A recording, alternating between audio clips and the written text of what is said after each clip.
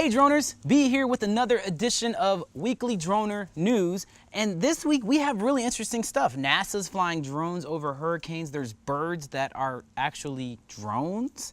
And Verizon wants to sell data plans for drones. So let's just jump right into it. Coming in number one, we have a company called Rapid Imaging Software Inc. that is combining augmented reality, aka AR, into drone flight.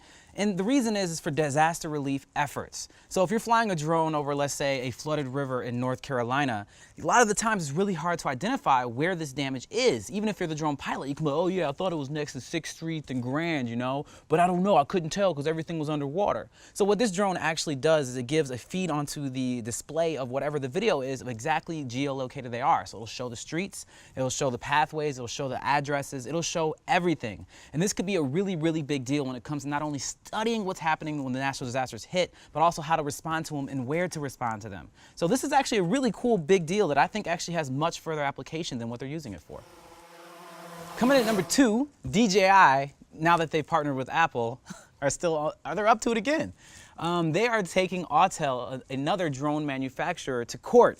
It's claiming that they have infringed upon their design and engineering for their drone, which is a lot like the Phantom. Now, it's not like Autel's drones are outselling Phantoms or anything like that or taking sales away, but DJI is arguing that basically people may be buying their drone instead of a DJI drone, assuming that they're getting a DJI drone because they're so similar. And then one other thing that kind of thickens the drama that's going on here is that Autel, 2 to 3 months before they launched their most recent drone, the one that we're talking about, pretty much stole an engineer from DJI and hired them to their team and then released a drone. And DJI's like, well, of course you guys are using our engineering stuff. You're using our engineers. So they may or may not have a case. And this may seem familiar because DJI is still currently in court with Unique over the Typhoon H design. So we'll see where this all shakes out, and I'm kind of eager to see what happens.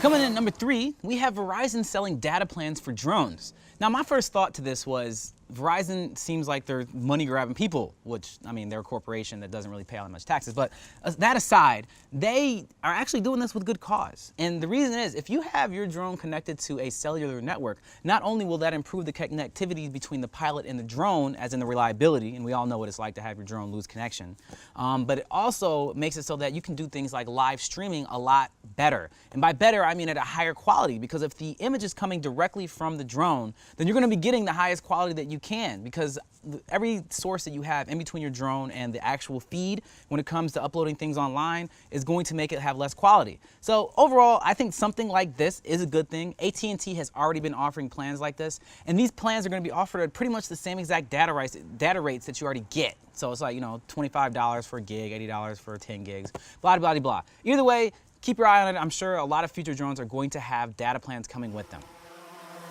Coming in at number four, we have NASA's huge drones flying over hurricanes.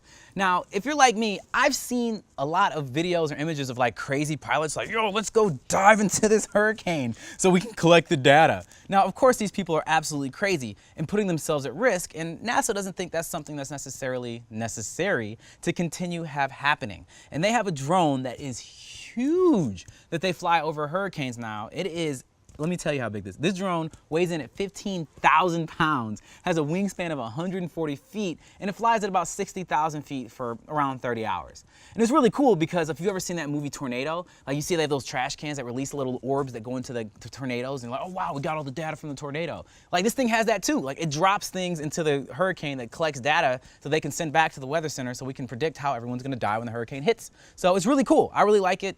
Saving lives, drones doing it again. And coming in last but not least, we have the Bionic bird drone.